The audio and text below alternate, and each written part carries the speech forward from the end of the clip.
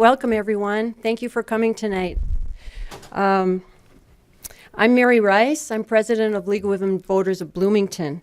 The League of Women Voters is a nonpartisan political organization that never endorses any political party or candidate.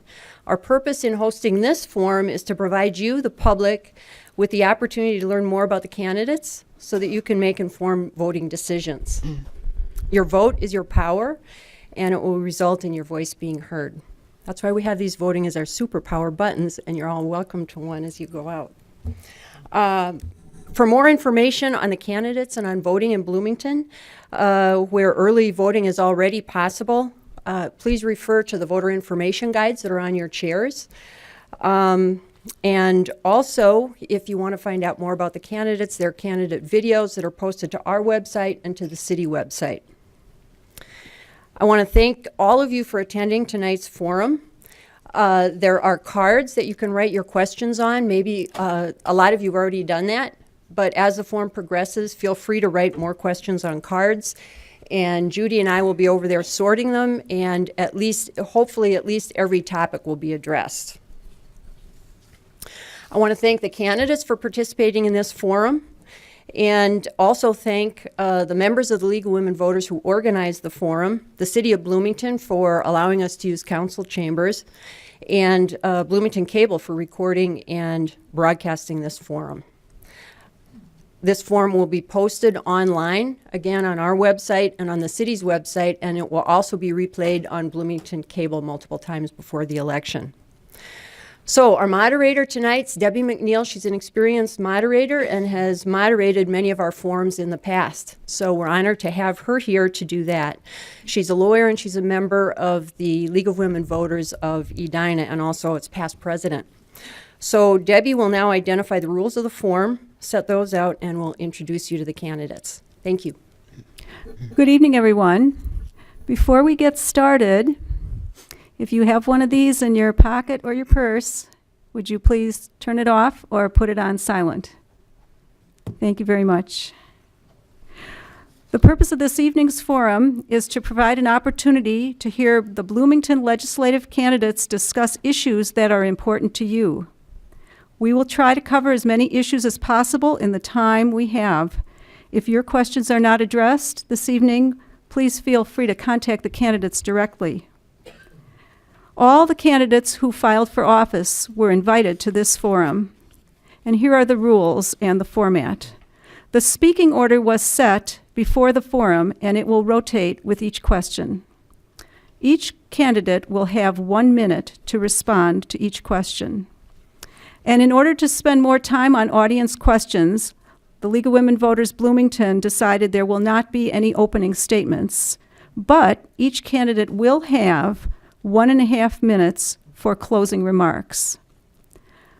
A league volunteer will time the candidate responses, and those volunteers are sitting right before you, candidates, and they will hold up signs to show the candidates when they have 30 seconds left, and do you have another sign? 15 seconds left, and the very important sign, when you must stop. So please pay attention to those signs, candidates. I know you will. The forum is also going to have some lightning rounds where the candidates will be asked to answer a question with a yes or no reply.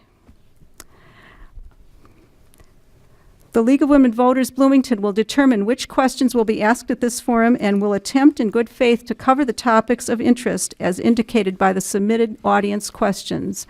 And all the written questions will become the property of League of Women Voters Bloomington. As Mary said, the forum's being video recorded. We ask that you please hold your applause until the very end of the forum.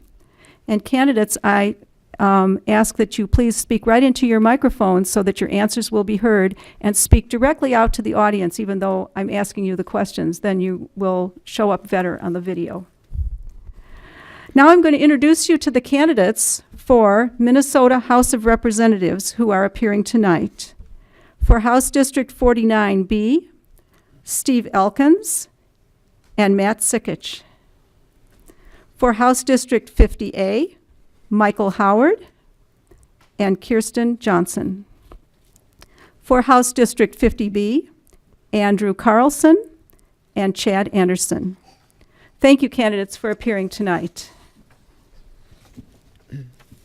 So let's go right to the audience questions for 1-minute answers. And for this first question, we will answer right in the order starting to my left, go right down the row, but we'll mix it up for subsequent questions. The first question is, do you support ranked choice voting?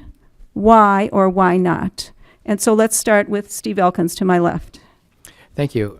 Yes, I very strongly support ranked choice voting, and the reasons are: A, it helps cut down on negative campaigning because candidates are hesitant to attack opponents if they want the opponent's second place choices on the ballot. 2, it makes a broader array of candidacies viable. People don't have to worry about wasting their vote if they, for example, want to vote for a Green Party candidate or a Libertarian Party candidate. They can do so with their first choice and make another candidate their second choice. Don't have to worry about throwing the vote away or the election away to the worst possible candidate by voting their conscience. And it increases participation in the voting because a wider array of viewpoints are being presented by the wider array of candidates. Thank you very much. Matt Sikich. I support anything like I agree with Steve on many of the reasons for this. I think the more that we can bring in to our culture from different viewpoints, the better. And also when we can make our elections more civil. I'm really thankful, and I want to applaud Steve. Steve and I have an agreement that there's going to be no negative campaigning between us. We are just going to allow people to vote their values and have the opportunity, like the league's providing tonight, to express ourselves, and you get to have a choice from that. So, Steve, publicly, again, I want to appreciate the way in which we've decided to conduct ourselves. I think it's a great example to our nation at this time in our history. Thank you. Michael Howard, ranked choice voting, why or why not? Thanks to the league, and thank you all for coming here. It's nice to see a full house tonight. As to ranked choice voting, I support local control, and I support municipalities that want to take that step. I know they've moved that way in Minneapolis and St. Paul, and I believe that St. Louis Park recently went in that direction. Mm-hmm. The goals of ranked choice voting to expand interest in voting and make sure we're getting folks out to vote and cut down on negative campaigning. For me, the jury's still out if ranked choice voting actually achieves those goals. But I support local control, and if a local municipality wants to move that way and move towards ranked choice voting, that's up to them. Okay, thank you. Kirsten Johnson. Yeah, great points on all end. Same thing with Michael, where I do support that at the most local level, they should choose that. But I do like ranked choice voting because it does allow third parties, and it takes away control from the big parties that currently kind of filter through who gets to run for office, who's going to the primaries, who gets to do things. It's a complicated process. And a big part of why I'm running is to open the door and get a lot more people to join in the race. It's intimidating right now. And if you don't have the connections to get in the race, there's not many starting points for you. With ranked choice voting, when you can have more options and when you don't need that approval from some bigger party head, and you're getting just people who, again, even if you are their third or fourth choice, and you can at least get some notice out there, I think that's going to open the door for a lot more people to not just get on the ballots, but to get more involved in politics in general. Thank you. Andrew Carlson, ranked choice voting, what do you think? Yeah, thank you again. Thank you, everybody, for being here today. Thank you to the league. Again, local control, I think, is the theme that I'm definitely agreeing with here. But with what I understand about ranked choice voting is that it clearly is a more democratic process, eliminates the need for a primary, a costly primary. But this is a decision that should be made by local residents. And I think it does serve a much needed purpose. I think the experiment that's taken place in Minneapolis now has proven to be a tool that serves our citizens well.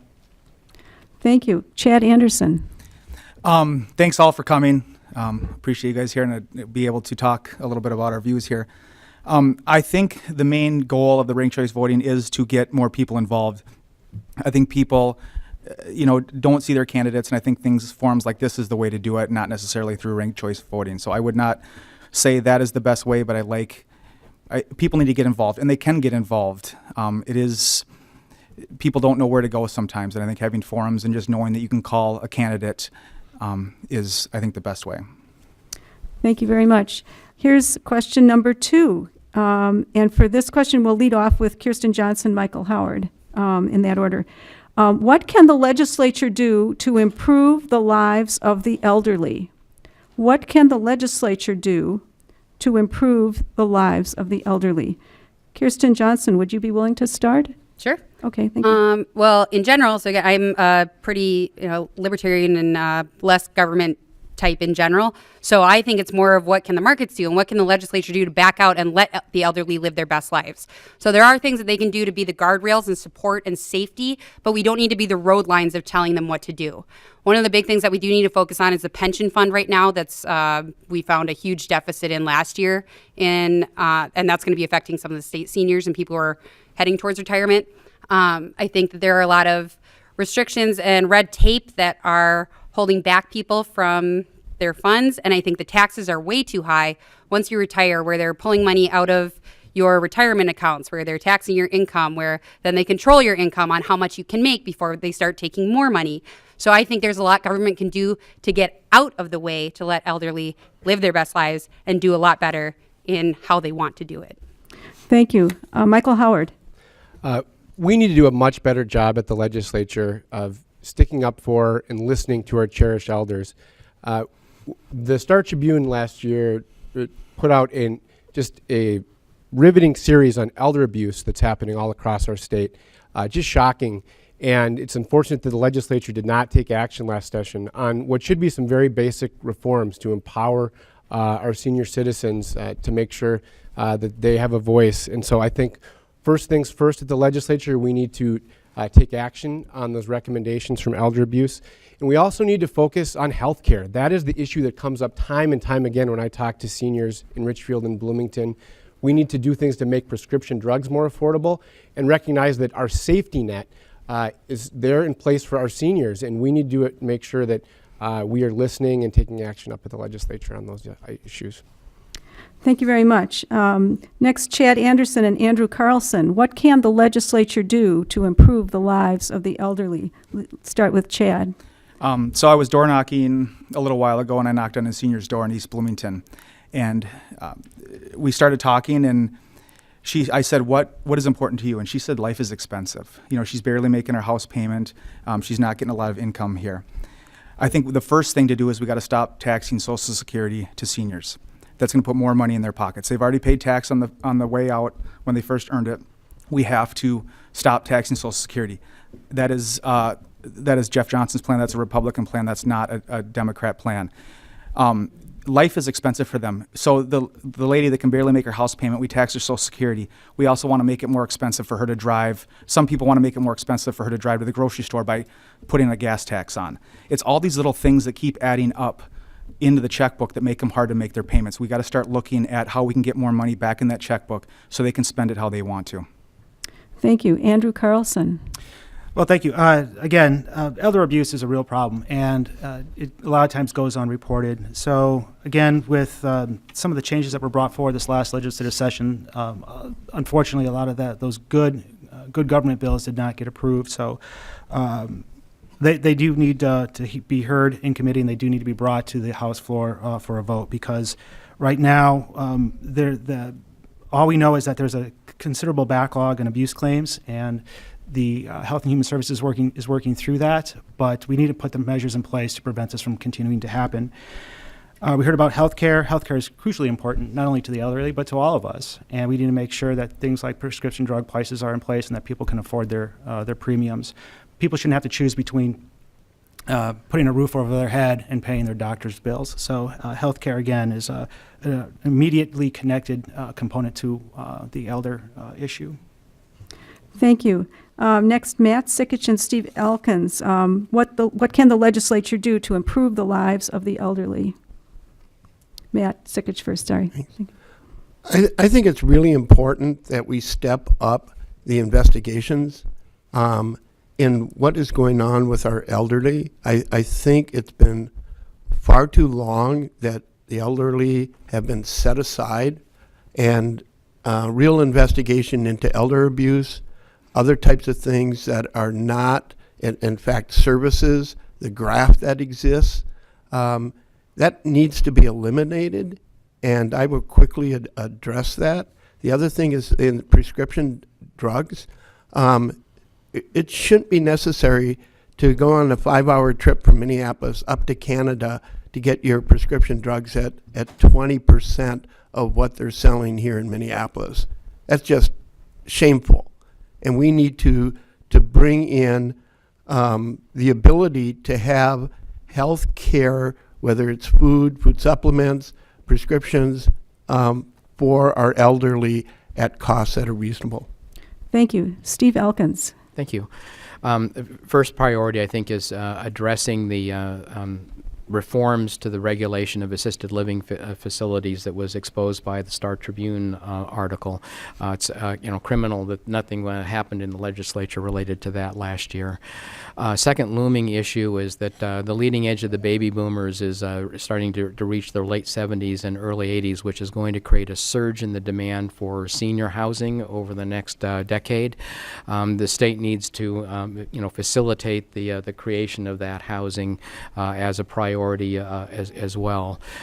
Third, I would say that for tax-wise, the single biggest tax burden for many seniors is their property taxes, and we've got to stop this practice of the state continually pushing the cost of things like just basic education expenses, transportation expenses off of the state budget and onto the local government budget, so that the school districts have to keep raising property taxes and the cities have to keep raising property taxes. Thank you very much. Here's the next question. This question is about omnibus bills. The question says, the Minnesota Constitution requires that no law shall embrace more than one subject, which shall be expressed in its title. Omnibus bills contain numerous smaller bills on the same broad topic. Some people argue that policy measures are tucked into omnibus budget bills, and this results in some laws that the majority would not vote for if they were presented in separate bills. So now here's the question. What do you think about omnibus bills? And if you don't think they're a good idea, is there any action the legislature should take in regard to them? Let's start with Andrew Carlson and Chad Anderson. Basically, what do you think about omnibus bills? Should the legislature take some action, starting with Andrew Carlson? Well, I think this last legislative session, we saw the omnibus of omnibus bills with a 1,000-page bill that was brought to the House floor, 2 hours to look at it before we had to cast a vote. Obviously, that was, needless to say, that was then vetoed by the governor, and for obvious reasons. Legislatures, just like the general public, we need to have transparency in government. That's really what this comes down to. People we need to get the 48-hour rule back in place, allow people time to read these bills, to ask questions so they know what they're voting on. So we are a part-time legislature, I understand that. So grouping like bills together under their committee does make some sense, but there are also bills that are worthy of being brought to the House floor just based on their merits. So, but I think the key component here is we just absolutely have to increase the transparency in our state government. Thank you. Chad Anderson. I think, first of all, it's the parties play each other off. Whoever's in the majority and whoever's in the minority will play off that this is a bad omnibus bill and they're doing the wrong thing. Back when Democrats had total control, I think the Senate got a shiny new office building that got shoved into something. And so the state ended up paying for that, and that was in an omnibus bill. So both parties do it, and depends on who's in control is who you hear who the bad guy is. So I think we have to stop in public saying who's bad and who's good and come together and get things done and stop blaming people. And let the public have their due process, have the public know what's going on and not hide things. But it's both sides that are doing it, and we just have to create that transparency and pass good laws. Thank you very much. Steve Elkins next, and then followed by Matt Sikich. What's your view about omnibus bills and what can be done about them? Yeah, I think the language of the state constitution is quite clear, but the legislature has not abided by the provisions of the state constitution, and the Supreme Court has only unevenly enforced it. So what I proposed to do was actually the suggestion of former Speaker Paul Thiessen, who was recently elevated to the state Supreme Court, is write it into our House rules. So the second thing that the House will do when it convenes in January is choose a speaker. Second thing is it will adopt the rules, and I have already studied the House rules, and I know that if you wanted to require that the House actually abide by the state constitution, that you would do that in Article 4 of the House rules. And so I'm already working up language that will require the House to abide by the single subject rule so that we don't have another omnibus disaster. Thank you. Matt Sikich. Well, I'm so happy that Steve's been working on that. And Steve, I will take that to the state legislature for us. Steve's wonderful for getting great ideas that I can implement for you.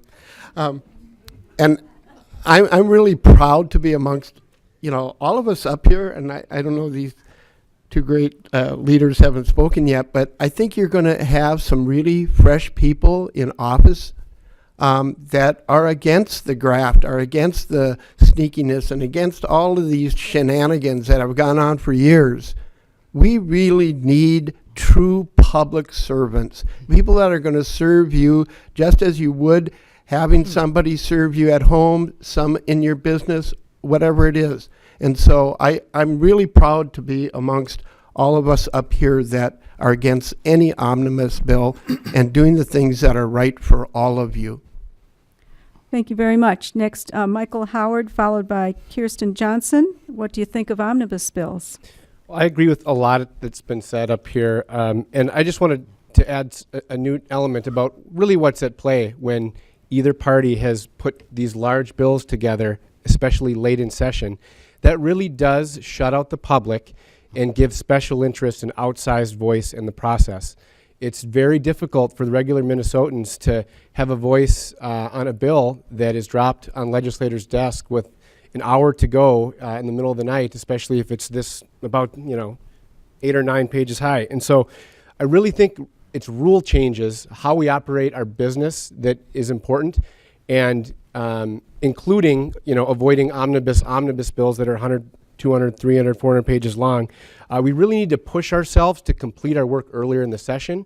It's important that we not put everything off till the very end. And we need to have a 24-hour rule. At a minimum, if the legislature is going to vote on a bill, it ought to be in the public for 24 hours so that the public can read it. And those changes, I think, will help us have more transparency. Thank you. Kirsten Johnson. Yep, I agree with, again, it's in the Constitution, so of course it should happen. And the thing is, everyone here is agreeing to the exact same thing. But then people get to legislature and they just go along because that's what their party says that they're supposed to do, or because that's a mentor that they found to say, let's just sneak this one in, but we know that we're well-intended, so we're doing this one. I'm running because I am someone who's loud, and I am not afraid to push back against my own party or the other party or anybody else. And I've spent my life pushing back and doing what I'm not expected to do. So I'm not afraid to do that. I'm planning to do that at the legislature. And I'm worried that there are candidates here and running all over the state who are going to talk a big game and then show up and do the exact same thing that we've always done. So I'm up here saying that it's in the Constitution. Of course we should be doing it. And not only am I going to do it, I'm going to be pushing other people to go for the same thing. Thank you. Well, now it's time for a lightning round. And we're going to ask you, the League of Women Voters Bloomington asks you to answer the following question, yes or no. And we'll start with Michael Howard, and followed by Kirsten Johnson. Here's the question, but everybody's going to answer the same question. Please answer yes or no. So this will not be timed. Shouldn't need it. Yeah. The question is, should state legislators have term limits? Start with Michael Howard. Yes or no? No. Kirsten Johnson. Absolutely yes. Matt Sikich. Absolutely, yes. Steve Elkins. No. Andrew Carlson. No. Chad Anderson. No. Okay, thank you, candidates, for being good sports and answering something hard in just one word. Let's go back to questions that you can answer in a minute and say more than one word. So here's the next question, and we'll start with Steve Elkins, followed by Matt Sikich. Would you support or oppose legislation to encourage reduction of the use of de-icing salt, presumably on our roads and sidewalks? Reducing the use of de-icing salt, would you support legislation that would encourage that? Steve Elkins. Yeah, that one of our biggest pollution problems right now is chlorides, salt, getting into our wetlands. Cities are actually doing a really good job of addressing it. I know in the case of Bloomington, the use of salt on the roads has been really dramatic. Kind of the residual problem that needs to be addressed now is mostly with large commercial parking lots where if you own a shopping center, your incentive is to use too much salt because you're afraid of getting sued by someone who slips and falls in the parking lot. So that may very well require some kind of a legislative solution to help regulate that practice. Thank you. Matt Sikich. Absolutely. I think we have to reduce anything that's going to be harmful to our environment in the runoffs and such. And I think there's such an ability to call on our citizenry and call on the youth of our nation to come up with, incredible inventions that can serve people in a number of ways. I think we simply don't go outside our, the small area that we live in and find out what other areas are doing to do that. And that includes internationally. And I think the answers are out there. I think we just need, to go outside our little area and find out what can be done and then go about and do it. That's a trait of us as United States citizens. We're very inventive and we're really action-orientated. Thank you very much. Michael Howard, how do you feel about encouraging the reduction of the use of de-icing salt through state legislation?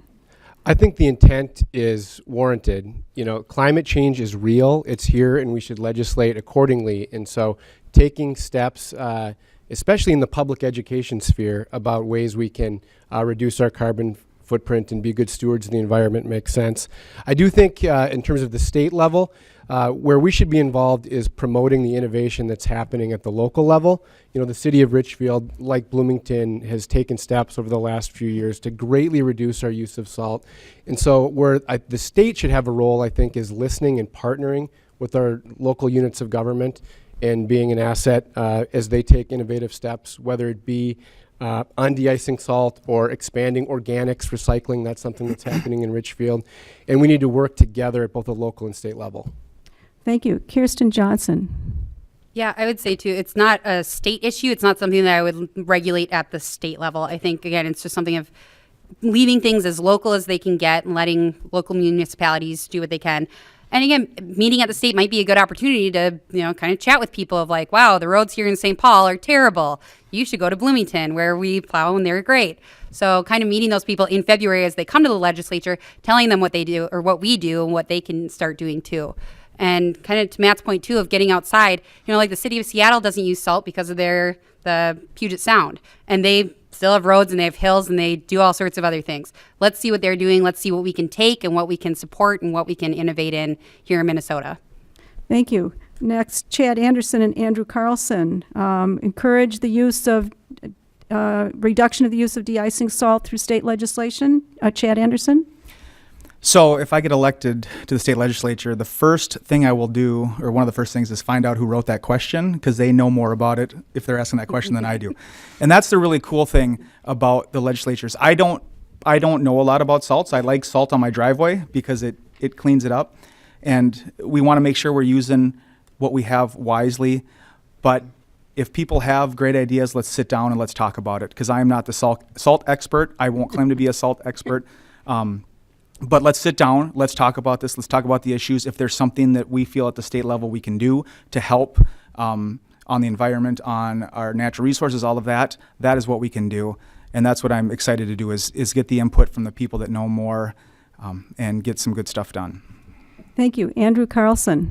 Well, thanks. Well, the good news is Bloomington is award-winning when it comes to its ice and snow plowing practices. So they do a very good job of limiting the amount of salt they use, and that's through a combination of technique as well as with the use of technology. We do live in Minnesota. We do have snow. We do have long winters. We also love our lakes. So this is a tough one. And this is really kind of a nonpartisan issue, in my opinion. We want to protect our environment. We want to protect the quality of our lakes, but we also want to keep people safe. And we do that by eliminating ice. Slip and falls are a reality. We just had a question about what we can do to serve our elderly. That's a real concern, that allowing people to get out of their house and be able to traverse without the fear of falling is important. So that sense of freedom is a big part of that. So it is kind of a give and take, but I think having those use of those best practices in place, we can drastically reduce the amount of chlorides in our water. Thank you very much. Now, I'm going to call on Grayson Crombie to ask a question of the candidates. And this question is just like the others in that you'll have 1 minute each to answer. So thank you very much for asking your question.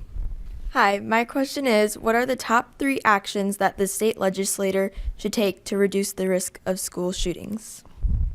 Thank you for that question. Maybe I can borrow the card from you in case anyone wants it repeated. So can we start with Chad Anderson, followed by Andrew Carlson? The top 3 actions the state legislature should take to reduce the risk of school shootings. Chad Anderson? So I think Bloomington has done a good job. They passed a referendum to help with safety and security. I think entrance and exits are very important. I know when I drop off my student or my kids, they are students but my kids at the elementary school, I got to go in one door, I got to sign in, and I got to go out another door. So I think the containment there is important. I think education, educate the kids to what's going on. And, you know, that's the biggest thing, I think, is education, so that the kids know what's going on, and getting kids in and out. School officers, safety school officers are important as well. Thank you. Andrew Carlson. Yeah, top 3. Obviously, universal background checks is the #1 way to prevent senseless gun violence. Red flag laws you may have heard of. This is a way that police can take the guns away from people that want to harm others or harm themselves. And then lastly, school safety improvements. There was some money put aside this last legislative session. It was overprescribed. I want to say there's an article just in today's paper. I want to say it was overprescribed by 10 times. So the need is really great to make these safety improvements to our school. And that will be a top priority for me in ensuring that we have proper funding to secure our schools from these kind of attacks. Thank you. Steve Elkins. Yeah, I think what Andrew said, I agree with that entirely. The other thing I would add, perhaps, is that Minnesota has one of the lowest ratios of counselors to students in the country, and I think something needs to be done about that. So I think a well-trained counselor in the schools might be able to head off some of these, at least an earlier warning that a particular student was going to turn into a problem. But I think Andrew got about 90% of it. Don't need to repeat it. Matt Sikich. I think the 3 things to me, Grace, is that we need to invest more into the areas of mental illness and the areas that are around that subject to help people that are in need get the help earlier in their life and get more help, whether it's outside of the school or, as Steve mentioned, add the counseling ability, to get rid of the bullying and the reaction types of things that go on in our schools. I think we need to have better prevention. I think it takes nothing to add volunteers to be outside of every entrance just to check people coming in. It's done in Oklahoma. We can do it here. And then, shocking, how about role modeling?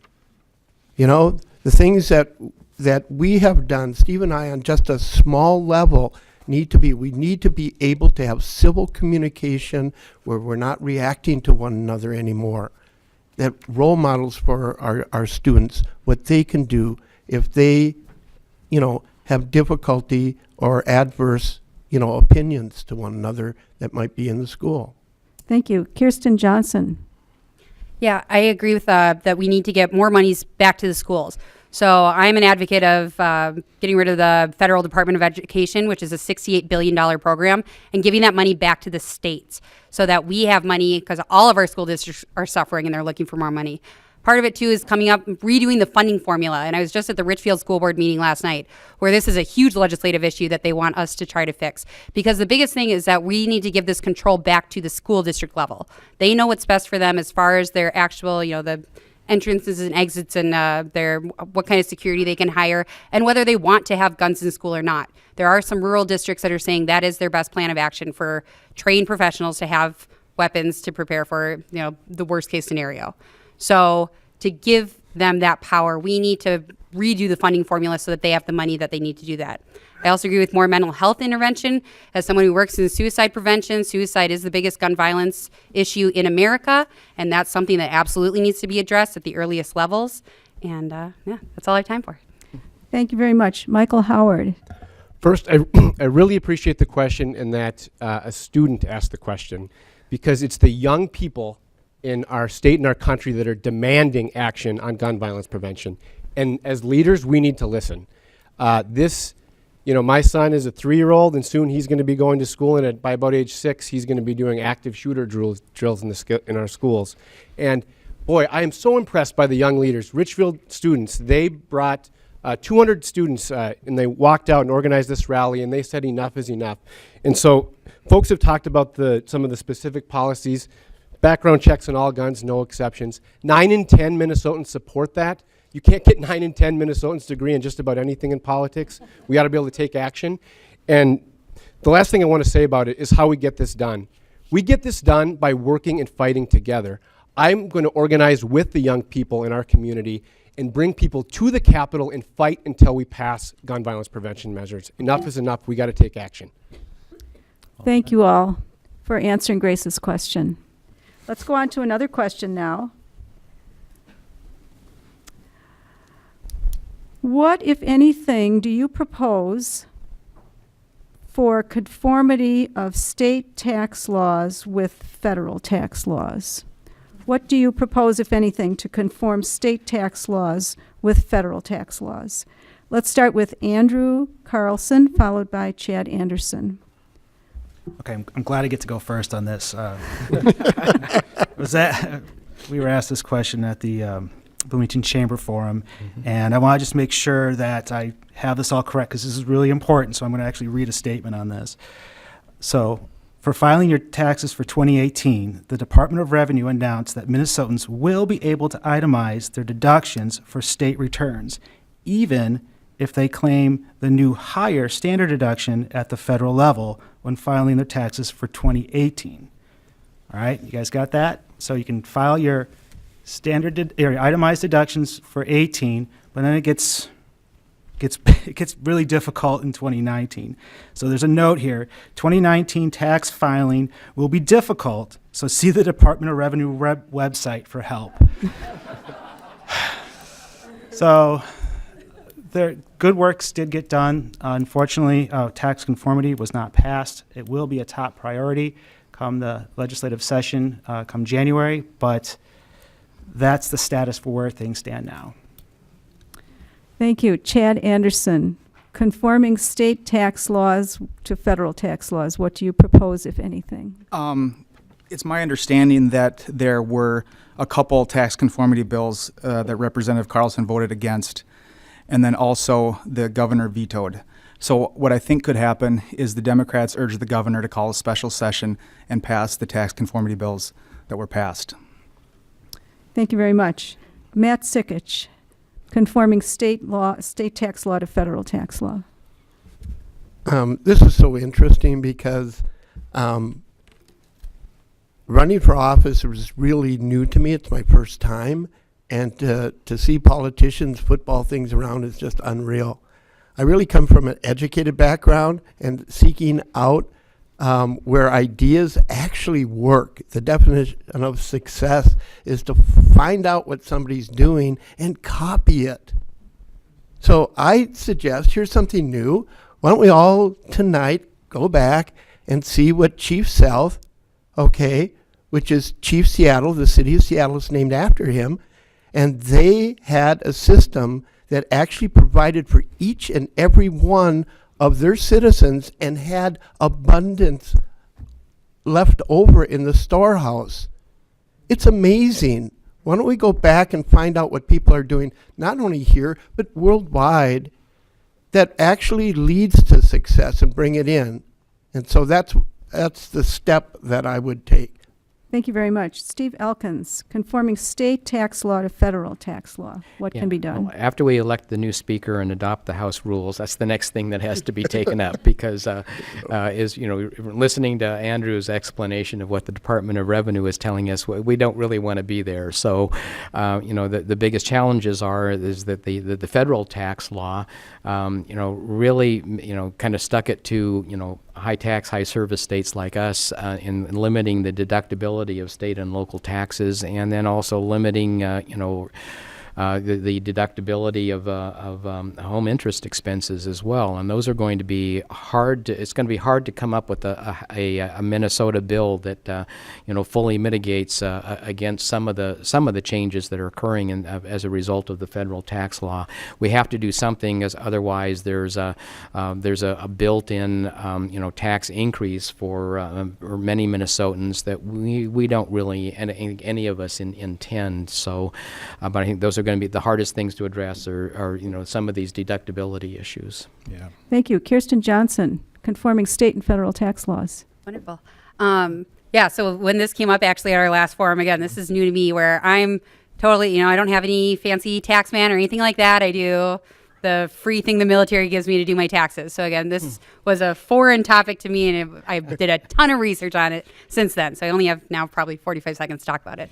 But what I found was that Minnesota is only one of 8 states that is so intertwined and dependent on the federal system that we actually even have this issue. All the other states, the federal does whatever they want to do, and they can keep doing whatever the state wants to do. They're autonomous to do their own tax system, how and when they want, and not on the whims of whatever this president or the next president or anybody else wants to do.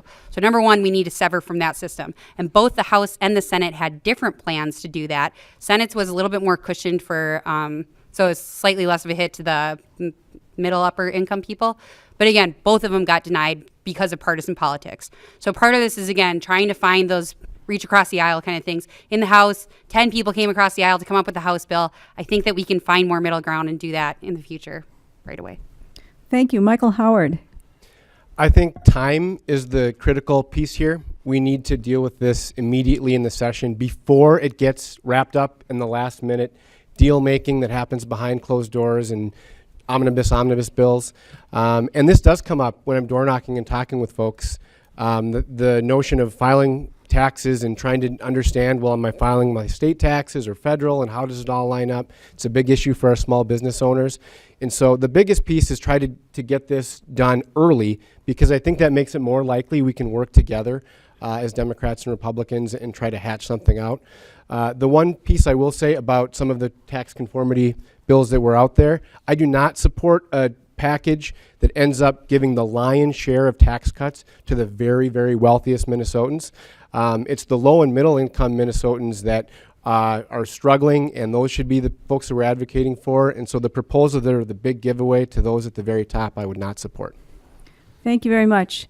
Well, now it's time for another lightning round, and here's another hard question to answer, just yes or no. Here's the question. Should the legislature increase state funding for school districts? Should the legislature increase state funding for school districts? Let's start with Matt Sikich, followed by Steve Elkins. Yes. Okay, Steve Elkins, Yes. Andrew Carlson, Yes. Chad Anderson, No local control. Michael Howard, Absolutely. Kirsten Johnson. No, cut administrative and. Okay, we'll just refigure it. take the Yep, no yep. part of that answer. Okay. Okay, thank you for being willing to answer in one word. Now let's go back to questions you can actually elaborate on. Here's a question. Should the current Minnesota minimum wage of $9.65 an hour for large employers and $7.87 per hour for small employers be changed? Why or why not? And those numbers are embedded in the question, so if you feel the numbers are different, you feel free to say so. So let's start with Michael Howard, followed by Kirsten Johnson. Should the minimum wage be changed is the basic question. And the questioner says $9.65 an hour for large employers, $7.87 for small employers. Michael Howard? I believe that's the current minimum wage. It just ticked up with inflation, and I support a $15 minimum wage. Over the last decade or so, there has been trillions of dollars of wealth created in this country, and the lion's share of it has went to the very, very top. And in Richfield, right now, the average one-bedroom apartment to rent goes for about $980 a month. Someone working full-time on the minimum wage would have to put over 60% of their income towards their housing. That's before food, before child care, and we need a living wage job. And the best part is this will help our economy grow stronger as well, because when folks aren't living check to check, when they have economic security, they can spend resources in their community and we can grow stronger. But we've seen the very top benefit, and low and middle income folks are struggling, and a minimum wage is the way to go. Thank you. Kirsten Johnson. Absolutely not. And what we saw today, if you saw the news, Amazon just decided to put their minimum wage up to $15. And they did that through the free market, through people being allowed, through their own customers and through the system without government regulation. They upped it. Now Amazon is going to go be advocates for it to be the standard federally. Why do you think that is? Because it stamps out all of their small businesses and low-income places. So this is something where, again, it only benefits the big companies to do $15 minimum wage, because jobs are more than they are just wages. I was a bagger at Byerly's. When I started out, I was making $5.25 an hour. So I did not need $15 an hour. And if you had to pay $15, I guarantee you they would not hire a 14-year-old who can only work 3 hours a night. But I learned job experience. I got different things. I got opportunities, and I got things that have carried me into my career today. Same thing at the senior level. When you're looking for a job for purpose and not for income, those are the first ones that are going to go. As soon as you have to pay people $15 an hour, we're losing a lot of these hobbyists and experts who can do their job and don't need that kind of income.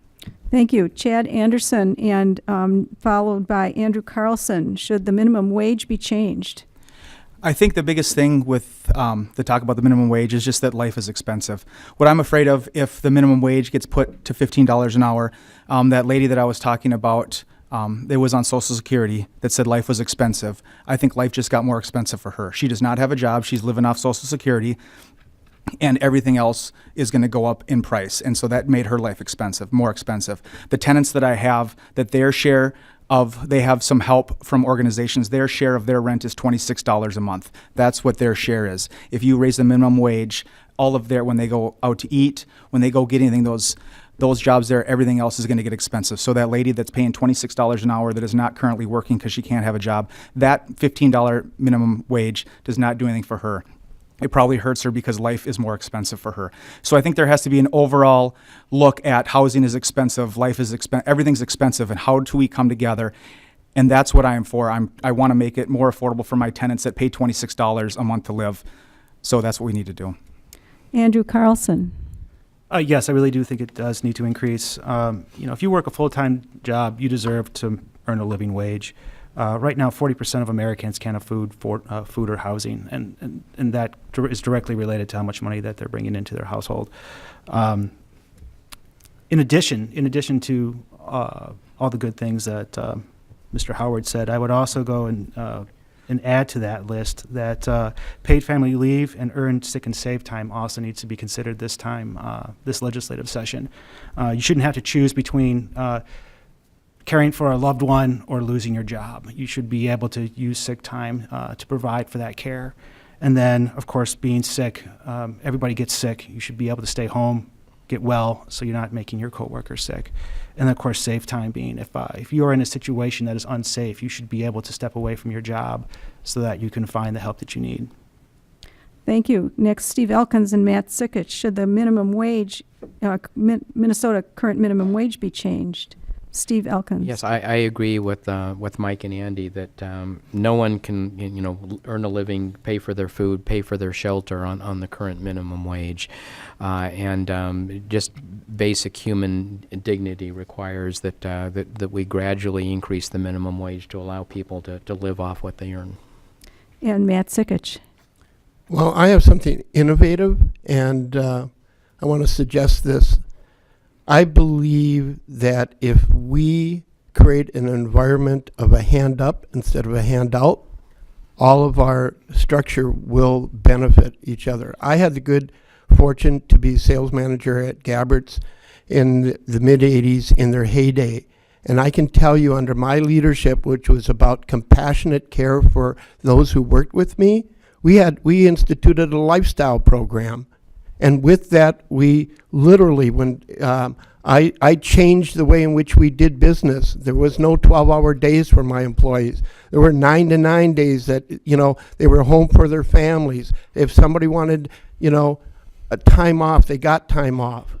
We need to do that. When we instituted that, the sales of Gabbert's rose.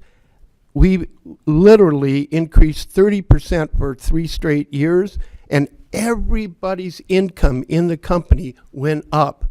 And I think that's what we need to get at. Thank you. Thank you very much. So the next question is about transportation.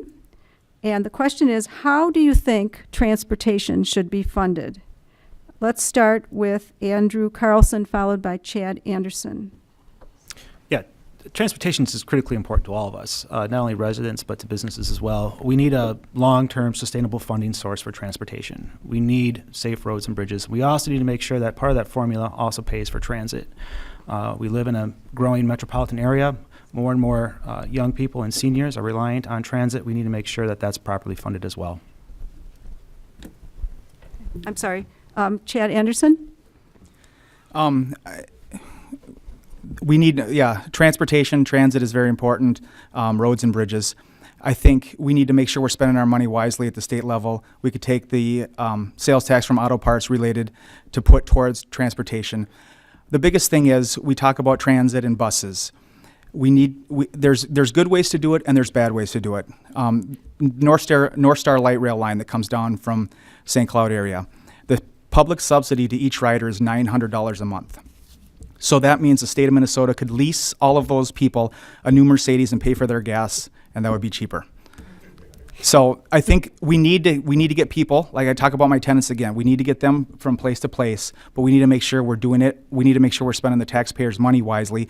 So once again, when that lady that I talked to that said her life is expensive, that I don't say we need more money from you to pay for things that are expensive and we're not spending that money wisely.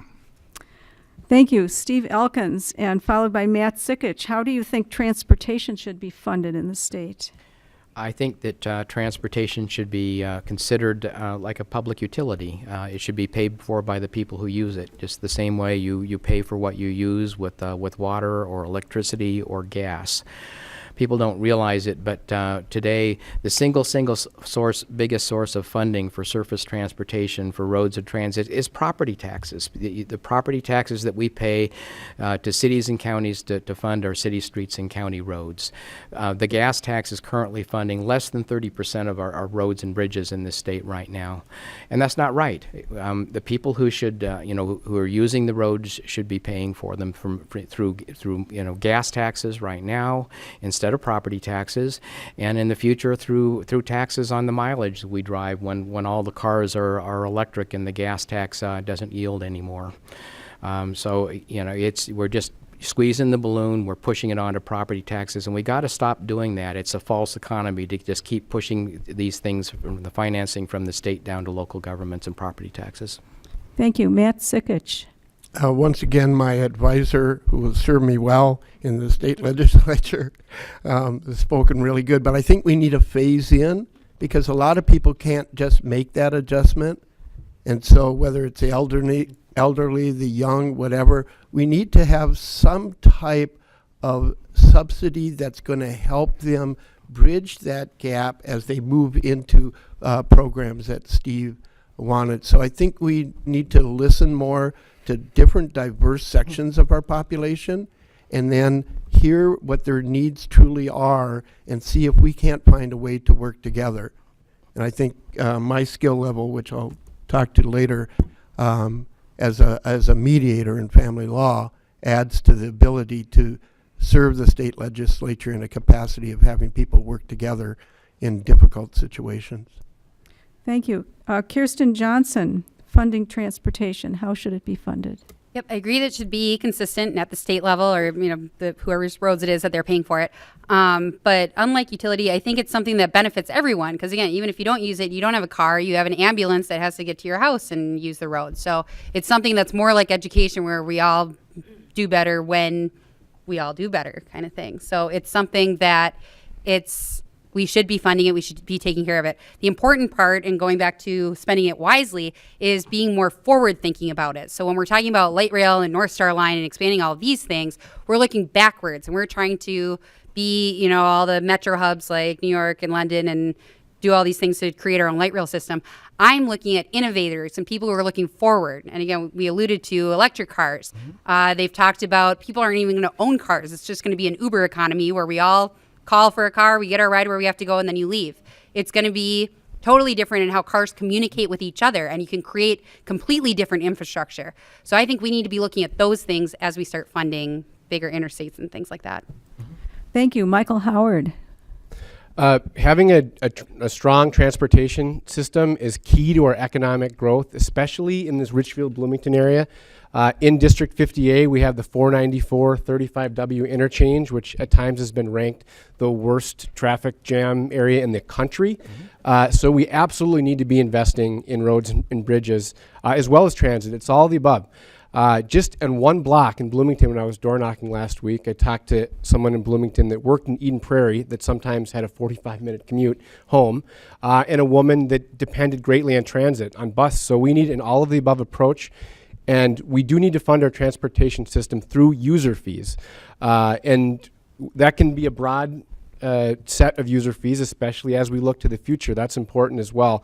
But we need to base that on user fees and book for the future, and seek to build a transportation system that addresses needs across the state. The only way we actually solve our political problem of solving transportation is if we work together with legislators all across the state.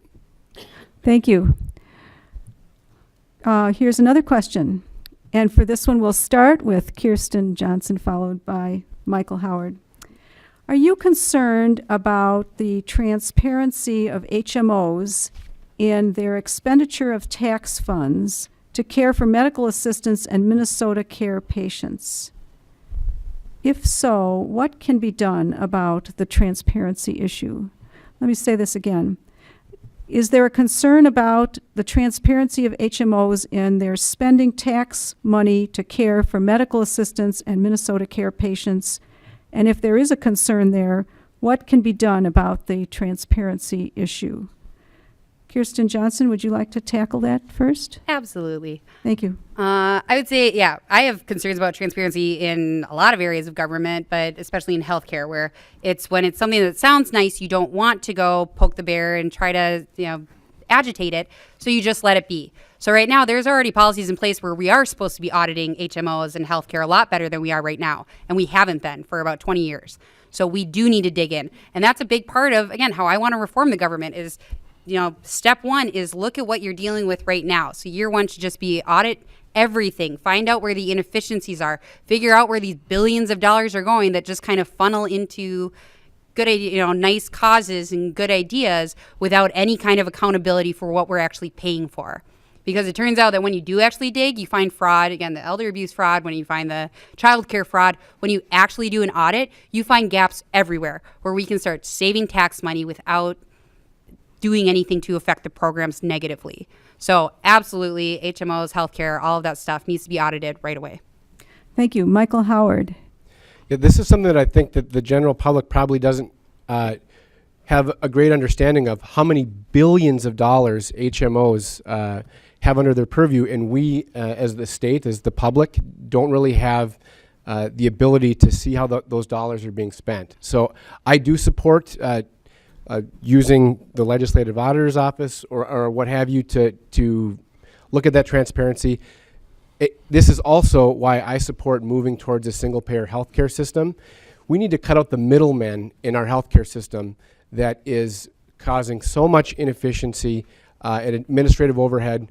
We need Minnesotans to be able to make healthcare decisions with their doctor, not worry about in-network, out-of-network. And this issue with HMOs and the amount of dollars that are wrapped up in there that the public doesn't even have an idea how those dollars are being directly used is part of that. You know, we need to, it's going to take time, but we should move towards a system where we cut out the middlemen. Thank you. Andrew Carlson, followed by Chad Anderson. Is there a problem with transparency of HMOs in their spending tax money on medical assistance and Minnesota Care patients?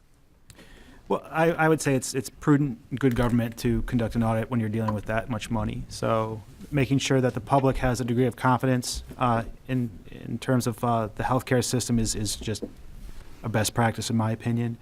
There has been a request made. It's a letter has been sent bipartisan to seek that audit with specific questions that have been raised. So I think that's something that we can move forward with in good faith, and and not to assume there's anything. I think we should go in with an open mind and see where the facts lead us. Thank you. Chad Anderson. So what I heard through that whole question was, should there be transparency in spending tax dollars? Obviously that needs to be done.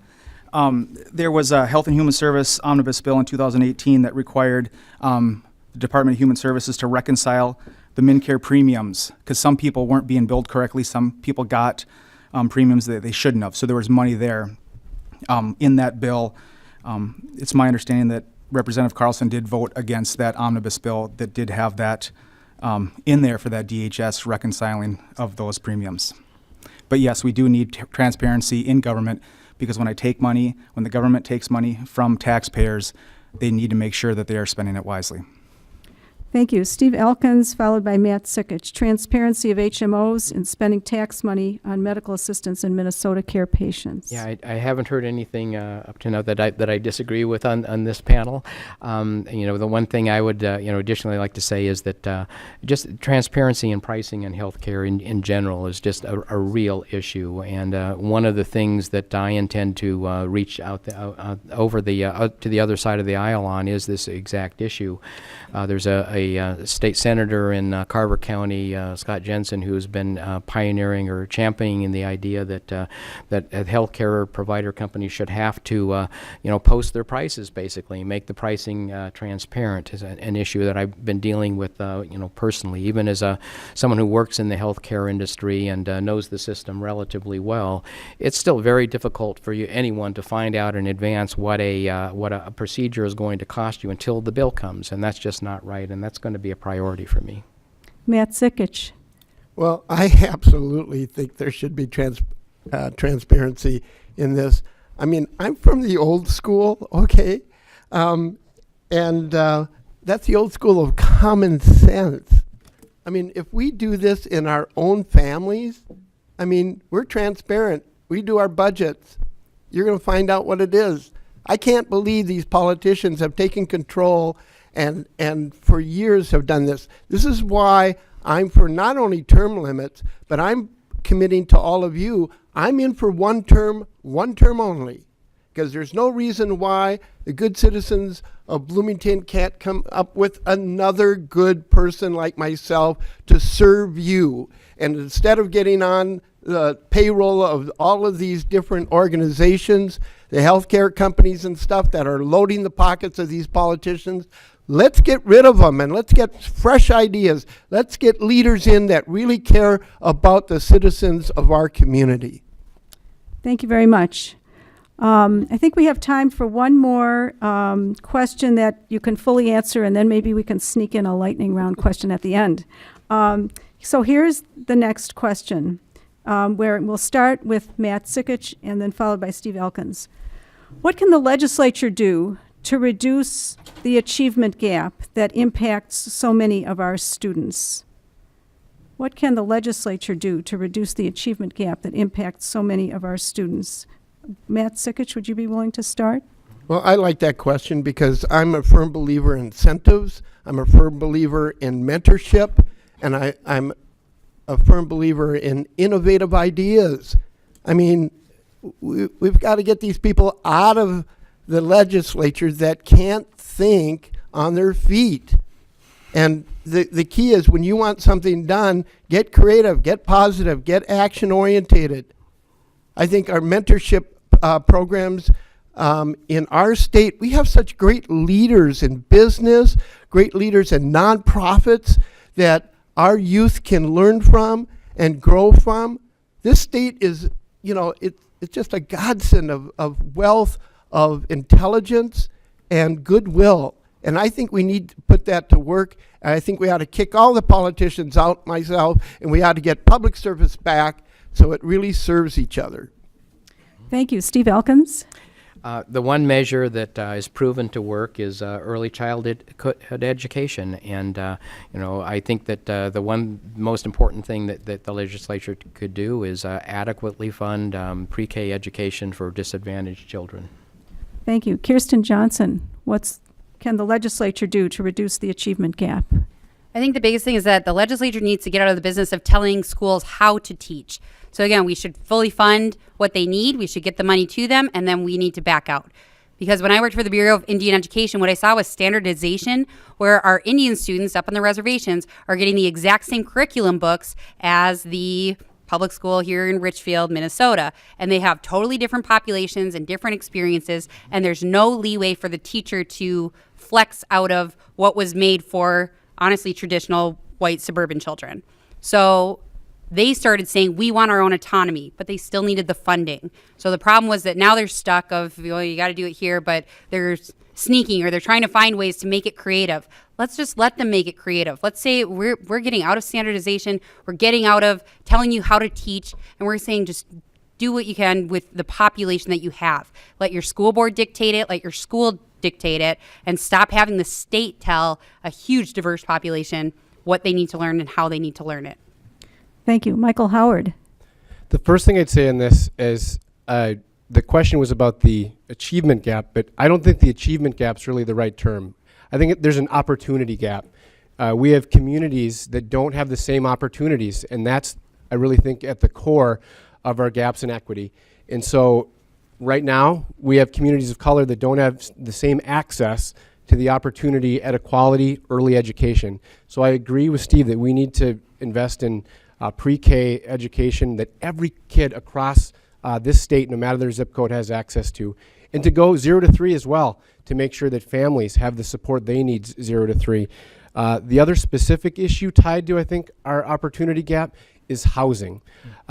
If our kids don't have access to stable housing, how are they going to be prepared to learn in our schools? And we've seen that in Richfield, where kids are just losing their homes and sleeping on a couch. They're not going to have the same opportunity to learn. Our opportunity gap in Minnesota is a black eye, and we have to fix it. Thank you. Andrew Carlson, and followed by Chad Anderson. What can the legislature do to reduce the achievement gap? So 3 things just off the top of my mind. Universal pre-K. Study after study has shown that the sooner we get our kids in school, the more likely they are to succeed. Number 2, fully funded public schools. We've talked about that. We need to make sure that a part of that funding equation is making sure that schools have the right staffing for support staff. And then another one would be affordable quality daycare. This is critical. When you have either 2 working parents or a single parent, you need to have high quality, affordable daycare to start that learning process. Just a quick side note, we're very fortunate here in Bloomington. We pass our referendums, and they pass overwhelmingly. That's not true across the state, especially in rural Minnesota, where a lot of that burden falls on farmers. And that's the case. They own all the land, and with all the land is being taxed, they just can't afford to support those school referendums, even if they want to. So we need to look at the system in terms of how we fund that equity to make sure that every kid every student is receiving the quality education that they deserve. Thank you. Chad Anderson. So I guess the political answer here that I would give would be you want to make sure schools are funded properly, best teachers in the classroom. As a member of the community, as a person with kids in the school, it was crazy. I saw a Facebook post that said, can anybody donate sweatpants? Kennedy High School is in need of sweatpants. And it's because the kids get their clothes dirty or something like that, and they need clothing. I think we need a little bit, we can get more community involvement, business involved as well. But we need to ask the teachers, the school board members that are here, they are the people that see the kids every day. We drop our kids off at 9 o'clock, pick them up at 3:30. The teachers, administrative staff, all the people there see our children more than we do. So we need to get them involved, have them at the table. But I think community involvement is a huge deal, and recognizing that there is a problem. Thank you.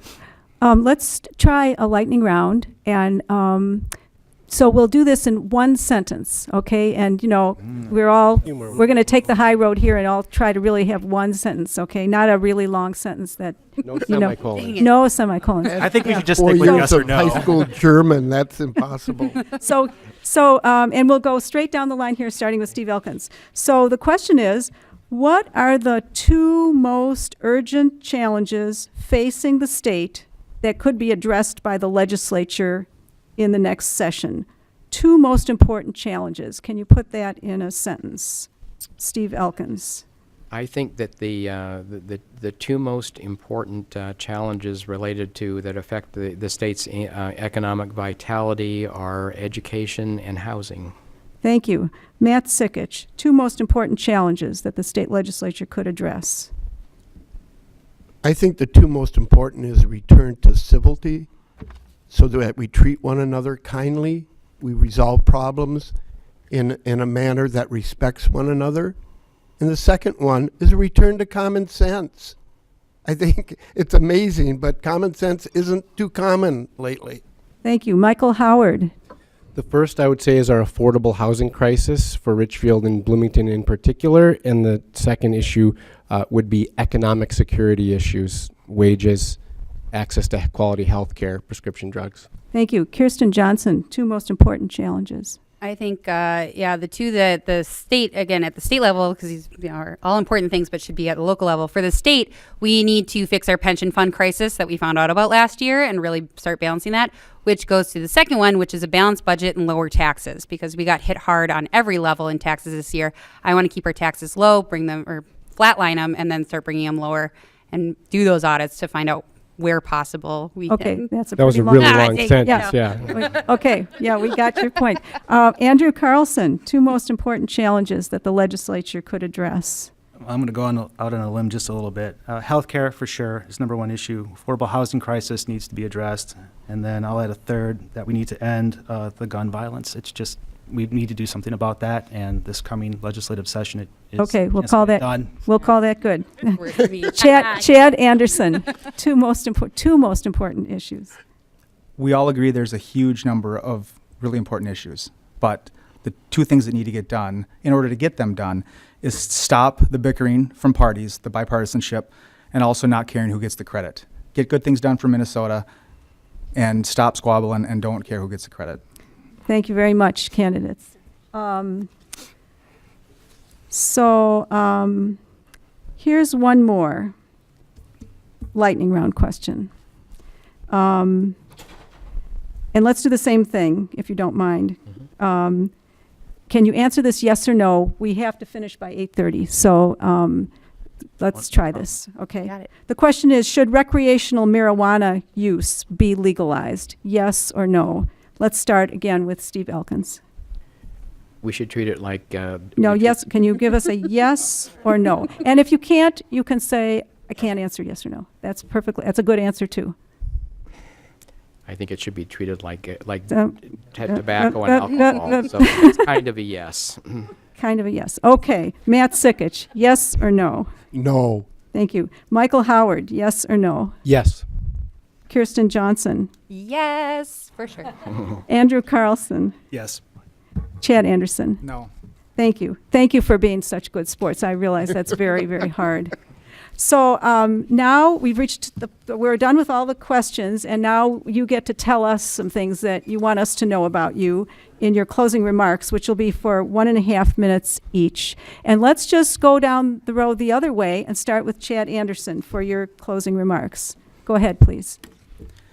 Thanks again for all being here. If you don't know who I am, a little bit about me. My wife Annie and I have 4 kids. 3 of them are attending Indian Mound School at this time, and then 1 is still 2 years away.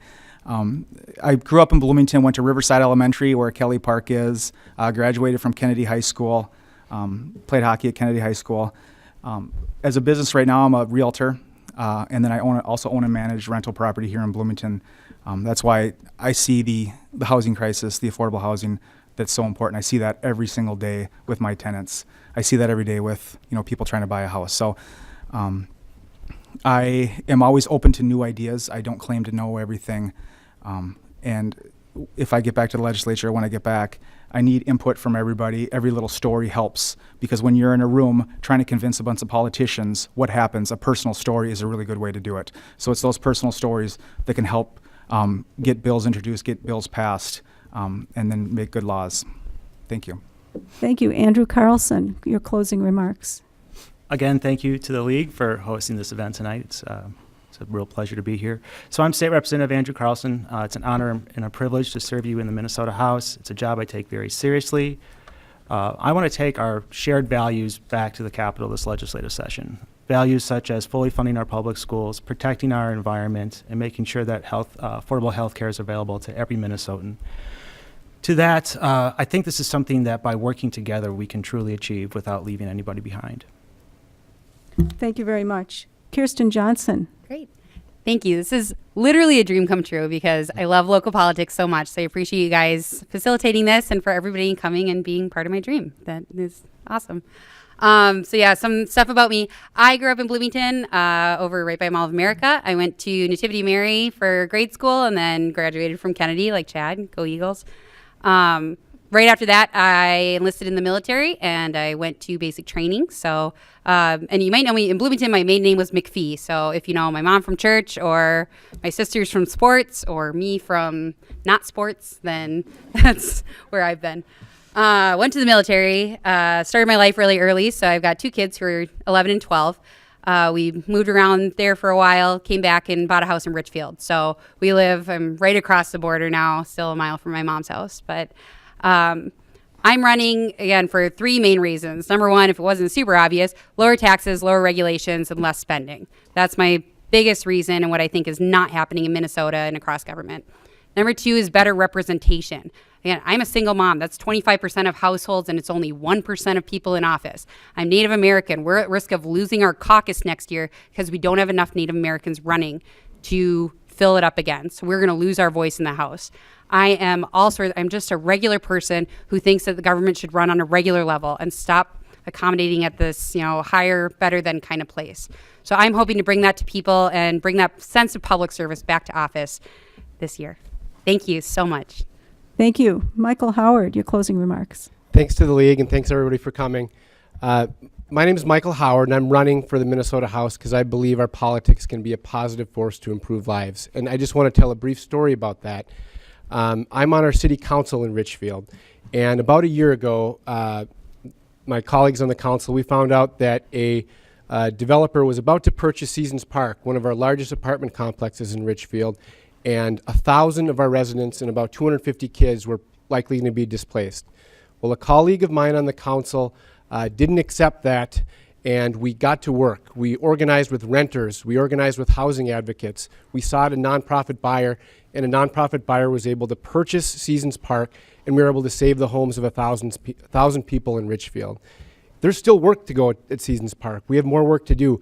But what that story showed me and why I'm running is to work with our community, to work with all of you to create change, because change we need. We need to do a better job at the Capitol. We need to do a better job working together instead of just this partisan bickering that's about beating up the other side. We need to invest in priorities and lead with our values. We need to take on the tough issues like taking away gun violence, affordable health care, addressing our shortage of PCAs. We can take on these tough issues, and I want to be a representative who's going to work with all of you to make it happen. If we do that, if we work together, if we fight together for what we believe in, I'm optimistic that we can do great things. And thank you. I'd love to earn your vote. Thank you very much. Matt Sikich, please. Well, thank you to the league, and thanks to all of you to come and show your support in your own lives and for the lives of other people. I'm fortunate and blessed to have been a product of Bloomington. So it's near and dear to my heart to serve you if I can at this time. I grew up in Bloomington, went to Bloomington schools, graduated from Bloomington Lincoln, went to Normandale Junior College, and actually worked my way through college working for the city of Bloomington Water and Sewer Department. So I'm probably as Bloomington as you can get. And after I graduated from, I went to St. John's University. I had soccer teams there, went outside the scope, went internationally to get thoughts to get championship teams. And I took those innovative ideas into when I was called on to be the sales manager at Gabbert's, and took Gabbert's to their height. So I really believe in compassionate capitalism and what it can do. And I want, for the last 30 years, I have served as a family dynamics consultant and mediator in family law. And beyond the craziness of politicians, the hardest thing is to do mediation to serve people at the hardest time in their life when they're divorcing each other. So I have exceptional skills in that area to bring to the state legislature that I can reach across the boundaries of politics to bring people to work together for a common good. Thank you very much. Steve Elkins. Thank you.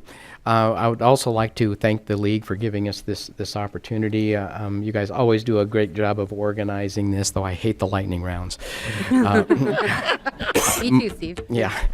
My wife Judy and I have lived in Bloomington for the last 33 years. We raised our two now adult daughters who are graduates of the Bloomington Public Schools and doing quite well. By day, I'm an IT architect at Optum Health in Eden Prairie, which has given me some great insights into the inner workings of the healthcare system.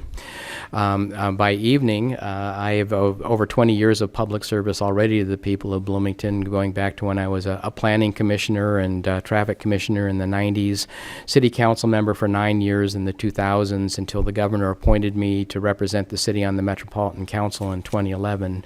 So those experiences have given me great insights into transportation policy, local government policy, housing, and I'm running for this because I think that these life experiences have put me in a position where I'm going to be able to hit the ground running as a legislature and really make a difference in areas like healthcare, like housing, like transportation, and these are the things that are important to the economic vitality. They're the priorities for our Chamber of Commerce. And these are the things I'm going to be working on. So thank you. So now it's my turn to say thank you. Thank you, first of all, to the candidates for participating in the forum and for your willingness to participate in the democratic process by running for office. We appreciate that. Thank you to the League of Women Voters Bloomington for sponsoring the forum, and thanks to Bloomington Cable for video recording the forum. It will be available for viewing online on the LWV Bloomington website, lwvb.org, on the City of Bloomington website, and on YouTube. And it will also be broadcast frequently on Bloomington Cable TV until Election Day. Thank you to our live audience for attending tonight's forum. And finally, I remind you all to please remember to vote on or before November 6th. That concludes the forum. Good evening, everyone. Thank you.